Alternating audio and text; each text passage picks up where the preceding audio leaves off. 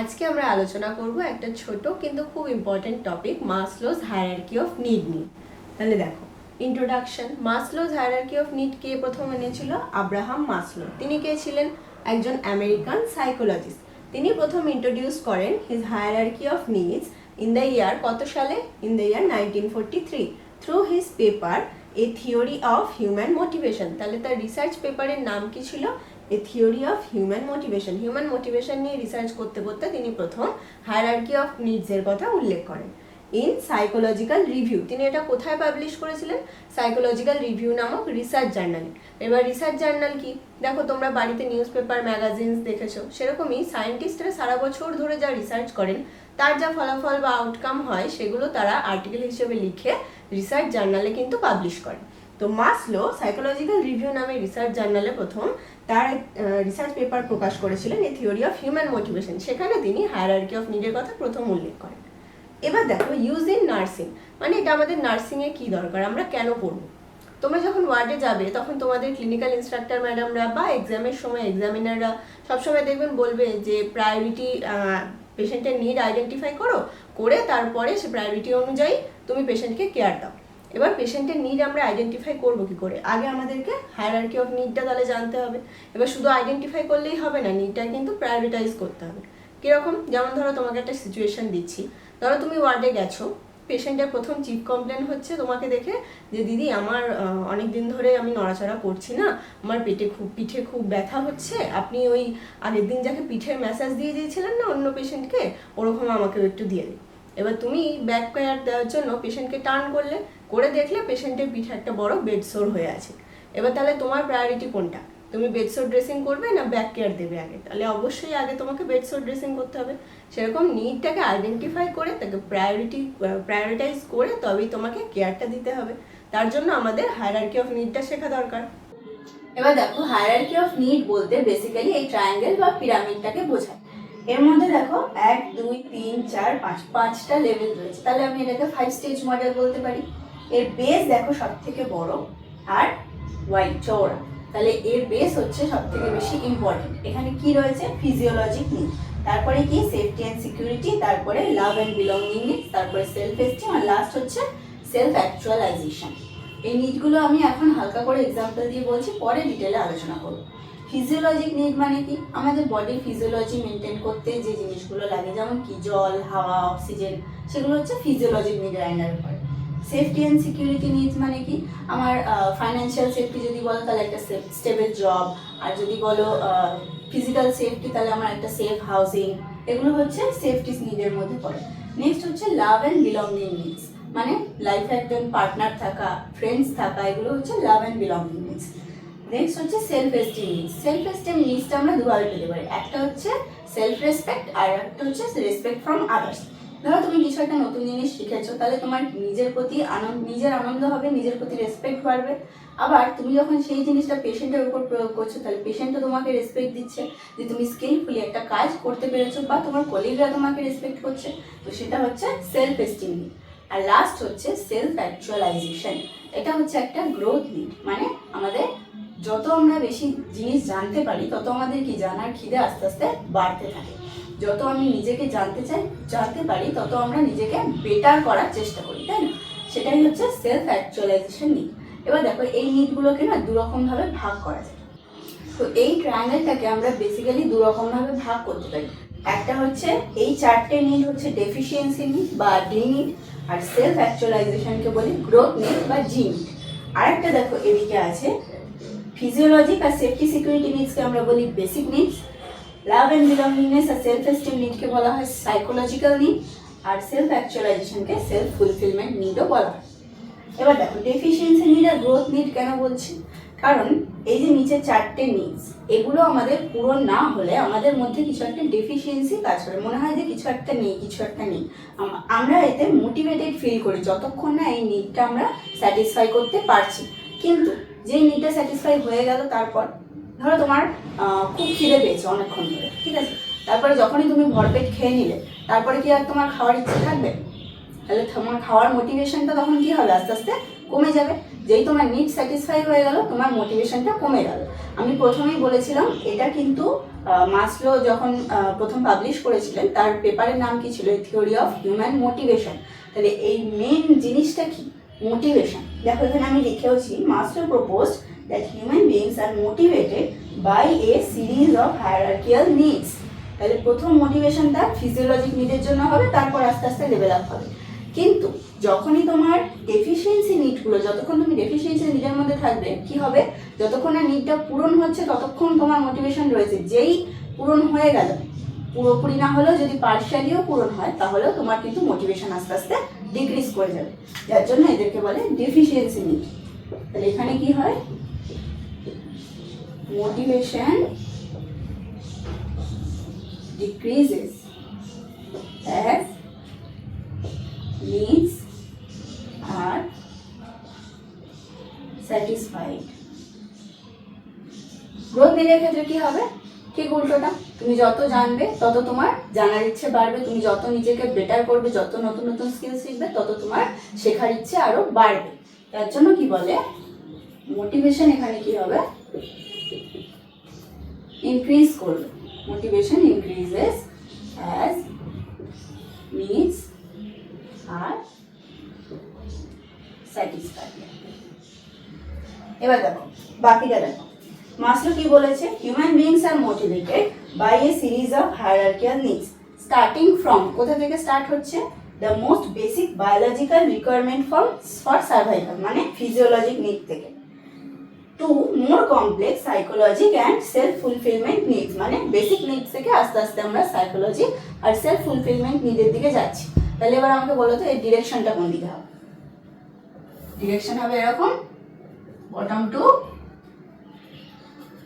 Top, তাই তো। আস্তে আস্তে আমরা লেভেলগুলোতে উপরে উঠতে থাকবো, ঠিক আছে।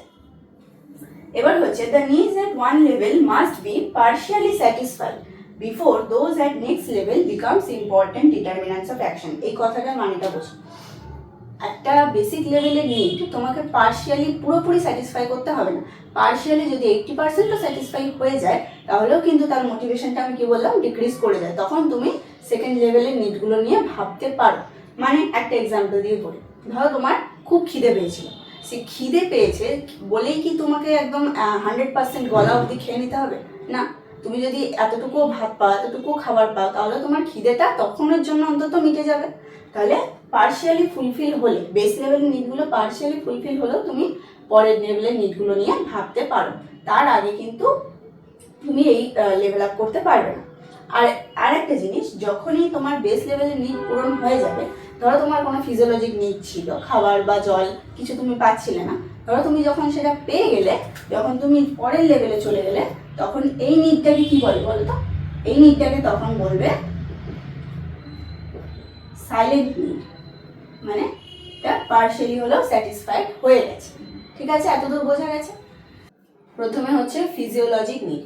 ফিজিওলজিক নিড হচ্ছে মোস্ট বেসিক, পাওয়ারফুল আর urgent need that are essential for আমাদের সার্ভাইভালের জন্য। Even if one of this needs become unsatisfied, এর মধ্যে একটা নিডও যদি আনস্যাটিসফাইড হয়ে যায় তাহলে individuals becomes rapidly dominated by it, তাহলে তখন অন্য নিডগুলো কি হয়, সেকেন্ডারি হয়ে যায়। So all the other needs become secondary. The needs included in this level কি আছে, food, water, oxygen, activity and sleep, bowel and bladder elimination হয়ে গেল। নেক্সট হচ্ছে সেফটি অ্যান্ড সিকিউরিটি নিডস। যখন ফিজিওলজিক নিড আমার পূরণ হয়ে গেল তাহলে এটা কি হয়ে গেল, সাইলেন্ট নিড। এবার আমি সেফটি সিকিউরিটির দিকে ধ্যান দিতে পারি। সেফটি সিকিউরিটি নিড কি, once the physiological needs are well satisfied, safety and security needs predominate, তখন এরা প্রিডমিনেট করবে। The needs included in this level are, দেখো চারটে আছে, physical safety, financial safety, health security আর law and order. Physical safety মানে কি, তোমার নিজস্ব একটা সেফ হাউজিং, তোমাকে রাস্তায় থাকতে হচ্ছে না, প্রোটেকশন ফ্রম ভায়োলেন্স বা অ্যাক্সিডেন্ট থেকে প্রোটেকশন। ফাইন্যান্সিয়াল সেফটি কি, নিজের একটা স্টেবল জব, সেভিংস থাকা, কোনো ইন্স্যুরেন্স থাকা। হেলথ সিকিউরিটি কি, বাড়ির কাছে কোনো হসপিটাল বা হেলথ কেয়ার সিস্টেম থাকা যেখানে তুমি বিপদে আপদে সহজে অ্যাক্সেস করতে পারবে। লাস্ট হচ্ছে ল অ্যান্ড অর্ডার, আমার সাথে যদি ইলিগাল কিছু হয় আমি সেটা অথরিটিকে রিপোর্ট করতে পারবো। এই গেল দুটো। প্রথম দুটো নিড কি ছিল, বেসিক নিড। এই দুটো কি, সাইকোলজিক্যাল নিড। তাহলে সাইকোলজিক্যাল নিড কখন প্রমিনেন্ট হবে, যখন বেসিক নিডস অলরেডি মেট হয়ে গেছে। তাহলে these needs become prominent when the basic needs have met. The person in this level longs for affectionate relationship with others. কার কার সাথে? ফ্যামিলি, ফ্রেন্ডস, তারপর আস্তে আস্তে বয়স বাড়ার সাথে সাথে পার্টনার বা স্পাউস এবং চিলড্রেন। তারপর for a special place in his family, প্রথম আসবে ফ্যামিলি, তারপরে হচ্ছে social group. The secure individual will be able to reach out for friends. এখানে সিকিউর ইন্ডিভিজুয়ালকে যার বেসিক নিডস অলরেডি মেট হয়ে গেছে, যে সেফটি সিকিউরিটি নিডস অলরেডি মেট, তাহলে সে কি করতে পারবে? Will be able to reach out for friends, তার নিজস্ব ফ্রেন্ডস বানাতে পারবে, সোশ্যাল সার্কেলে সে সোশ্যালাইজ করবে, affiliate with a group and ultimately take on the responsibilities in marriage. এবার বয়স বাড়ার সাথে সাথে আস্তে আস্তে সে পার্টনার চুজ করবে, স্পাউস চুজ করবে, of being both a spouse and a parent. তারপরে চিলড্রেনে আসবে picture. The needs included in this level, এই লেভেলে কী কী নিডস আছে? Family and close relationship, friendship, romantic intimacy and social groups হলো। এবার হচ্ছে self esteem needs. Self esteem needs কি বলেছে দেখো, once people find themselves love and being members of an affectionate circle, মানে আমাকে সবাই ভালোবাসছে, আমার চারপাশে একটা ফ্রেন্ড সার্কেল আছে, আমার নিজস্ব ফ্যামিলির লোক আছে, আমার স্পাউস আছে, চিলড্রেন আছে, তারপরে তখন আমার কি নিড আসবে? সেলফ এস্টিম, মানে নিজস্ব রেসপেক্ট আর respect from others. They then need to think highly of themselves, নিজেদেরকে নিয়ে নিজের রেপুটেশনকে ভালো করা, and have others think highly of them, যাতে অন্যরাও তাকে নিয়ে ভালো ভাবে। মাসলো এটাকে কি করেছে? দুভাগে ভাগ করেছে। এক নম্বর হচ্ছে সেলফ রেসপেক্ট, দু নম্বর হচ্ছে রেসপেক্ট ফ্রম আদার্স। তাহলে সেলফ এস্টিম নিডসকে দুভাগে ভাগ করা যায়, সেলফ রেসপেক্ট আর respect from others. Self respect কীভাবে পাবে? A person's drive for competence, competency build up করে, কনফিডেন্স বিল্ড আপ করে, কিছু অ্যাচিভমেন্ট করে আর নিজের ইন্ডিপেন্ডেন্স বজায় রেখে। নেক্সট হচ্ছে রেসপেক্ট ফ্রম আদার্স। এবার আদার্স থেকে রেসপেক্ট পাওয়া মানে কি? Person's desire for prestige, status, reputation পাওয়া, রেকগনিশন পাওয়া, অ্যাপ্রিসিয়েশন আর অ্যাকসেপ্টেন্স পাওয়া। এই আদার্সটাকে হতে পারে সেটা ফ্যামিলি, ফ্রেন্ডস, কলিগস বা অচেনা কেউ, যে কেউ হতে পারে। জাস্ট আদার্সদের থেকে রেসপেক্ট পাওয়া, সেটা কীভাবে হবে? আদার্সদের থেকে আমরা রেসপেক্ট কীভাবে পেতে পারি? না নিজে কিছু উন্নতি করে। কীরকম? Achieving career milestones. ধরো তোমার কাজের ওখানে প্রমোশন হলো, তাহলে তার একটা সেলিব্রেশন হবে, তুমি সবার কাছে রেকগনিশন পাবে, তোমার ভালো কাজের জন্য প্রমোশন পেয়েছো। উইনিং অ্যাওয়ার্ডস, তুমি কোনো অ্যাওয়ার্ডস জিতলে তাহলে তোমার রেপুটেশন বাড়বে। তো এটা হচ্ছে সেলফ এস্টিম নিডস। নেক্সট হচ্ছে সেলফ অ্যাকচুয়ালাইজেশন। সেলফ অ্যাকচুয়ালাইজেশন দেখো, এটা it is the highest human motive. এটা হচ্ছে সব থেকে হাইয়েস্ট নিড বা highest human motive. It is the need for self fulfilment বা সেলফ বেটারমেন্ট, নিজেকে আরও বেটার তৈরি করা। The sense that one is becoming everything that he is capable of being. দেখো, যারা সেলফ অ্যাকচুয়ালাইজেশনে চলে আসে না, তারা কি চেষ্টা করে বলো তো? তাদের নিজস্ব পোটেনশিয়ালকে, তাদের ট্যালেন্টকে ফুল ইউজ করার চেষ্টা করে। দেখো, person who has achieve this level, এই লেভেলটাকে অ্যাচিভ করা মানে যেটা কমপ্লিট করে ফেলেছে সেটা নয়, কিন্তু সেলফ এস্টিম নিড কমপ্লিট করেছে, যে সেলফ অ্যাকচুয়ালাইজেশনে আসতে পেরেছে, তাহলে সেই মানুষটা কি করতে চাইবে? presses towards the full use of his talents, capacities and potentialities. তার যে ট্যালেন্ট আছে সেটাকে পুরোপুরি ইউজ করে সে নিজের বেটারমেন্ট এবং তার আশেপাশের লোকের বেটারমেন্টের জন্য কিছু করতে চাইবে। ইট ইজ অ্যান অনগোয়িং প্রসেস। এবার দেখো, আমি কি বলেছিলাম? সেলফ অ্যাকচুয়ালাইজেশন নিডটা এটা হচ্ছে একটা গ্রোথ নিড। গ্রোথ নিড মানে কি? মানুষের ইন্টারেস্ট আর মোটিভেশন দুটোই কিন্তু আস্তে আস্তে বাড়বে। এমন নয় যে আমি একটা কাজ করলাম তাতে আমার নিডটা স্যাটিসফাইড হয়ে গেল। আমি যত কাজ করব তত আমার কাজ করার ইচ্ছা আরও আস্তে আস্তে বাড়বে। তাহলে it is an ongoing process. Man's interest and motivation, যেটা বললাম, increases as the needs are met in this level to further grow into a better version of himself. এখানে মানুষ কি কাজ, মানে চেষ্টাটা কি করবে? যে নিজেকে আরো বেটার কি করে করা যায়। এবার দেখো, সেলফ অ্যাকচুয়ালাইজড পিপলদের কিছু ক্যারেক্টারিস্টিক্স। এক নম্বর কি? Autonomy and independency. মানে কি? এদের কাজ করার ইচ্ছা কারোর এক্সটার্নাল প্রেশারে বা আমাকে করতে হবে, আমি টাকা কামাবো, এই হিসেবে নয়।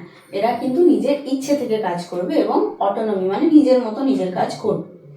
ক্রিয়েটিভিটি অ্যান্ড অরিজিনালিটি, এদের মধ্যে ইনোভেটিভ থিঙ্কিং থাকে, নিজে থেকে কিছু ক্রিয়েট করার একটা ইচ্ছা থাকে। যেমন ধরো তুমি মিউজিক পারসিউ করলে বা আর্ট, যে কোনো কিছু। নেক্সট হচ্ছে authenticity, acceptance of self. Authenticity মানে কি, এরা নিজেদের স্ট্রেংথ আর লিমিটেশন সম্পর্কে নিজে কিন্তু অবগত, যে আমার কতটা আমি কি করতে পারি এবং কোনটা আমি পারবো না। নেক্সট হচ্ছে পারপাস ড্রিভেন। এদের মধ্যে থেকে একটা ভিতর থেকে ডাক আসে, strong sense of mission are calling. এই কথাটার মানে কি, মানে আমাকে ধরো যে কোনো কাজ করতে হবে, সেটা আমার নিজের মন থেকে ইচ্ছে হচ্ছে বলেই আমি করছি, আমার নয় যে আমার কর্তব্য ডিউটি আমাকে করতে হবে তাই করছি, এরকম। নেক্সট হচ্ছে ডিপ রিলেশনশিপস। এরা যে কোনো যাদের সাথে রিলেশনশিপ তৈরি করে, প্রথমত খুব কম লোকের সাথে এদের রিলেশনশিপ থাকে, এবং যাদের সাথেই তৈরি করে তাদের সাথে খুব স্ট্রং জেনুইন কানেকশন তৈরি করে। লাস্ট হচ্ছে নাম্বার 6 হচ্ছে রিয়ালিটি ওরিয়েন্টেড।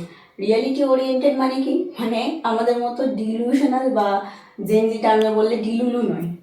এদের হচ্ছে রিয়ালিটির ক্লিয়ার একটা পারসেপশন আছে, যে আমাদের চারপাশে কি ঘটছে না হচ্ছে তার একটা ক্লিয়ার পারসেপশন থাকে। লাস্ট হচ্ছে প্রবলেম সেন্টার্ড। প্রবলেম সেন্টার্ড মানে তার হাতে ইন হ্যান্ড যে প্রবলেমটা আছে সেটাতেই ফোকাস করে সেটাকে সে সলিউশন বার করার চেষ্টা করে।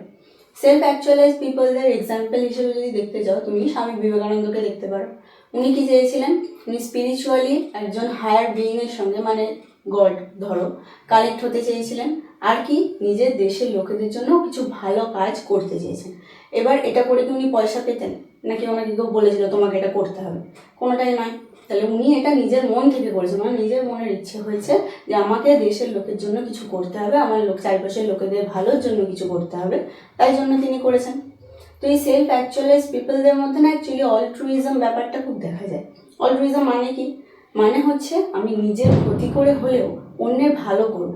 ধরো আমার সামনে কেউ একটা দেখছি আমি আগুনে পুড়ে যাচ্ছে, তাকে যদি আমি বাঁচাতে যাই, আমার গায়ে হাতে আগুন লেগে একটু আমার পুড়ে যেতেই পারে, তাতে আমার অল্প ক্ষতি হলো, কিন্তু লোকটা তো বাঁচলো। তো এই অলট্রুইজমটা কিন্তু সেলফ অ্যাকচুয়ালাইজ পিপলদের মধ্যে দেখা যায়। লাস্ট হচ্ছে the expanded hierarchy of needs. এটা আমাদের সিলেবাসে নেই, কিন্তু জেনে রাখলে বোনাস পয়েন্ট। এটা আমি একটু ছোট করে বলে দিচ্ছি। দেখো, আমরা প্রথমে কটা নিড পড়েছিলাম, 5টা, এখন আরও 3টে আমার অ্যাড হয়েছে। কি কি? কগনিটিভ নিড, অ্যাস্থেটিক নিড আর ট্রান্সেন্ডেন্স। ডেফিসিয়েন্সি নিড মানে এই লাস্ট 4টে নিড দেখো একই আছে, শুধু গ্রোথ নিডসে 3টে অ্যাড হয়েছে। তার মধ্যে এই কগনিটিভ আর অ্যাস্থেটিকটা 1970-এ অ্যাড হয়েছে, ট্রান্সেন্ডেন্সটা আরও পরে। তাহলে এই নতুন 3টে নিড একটু এক্সপ্লেন করে দিই ছোট করে।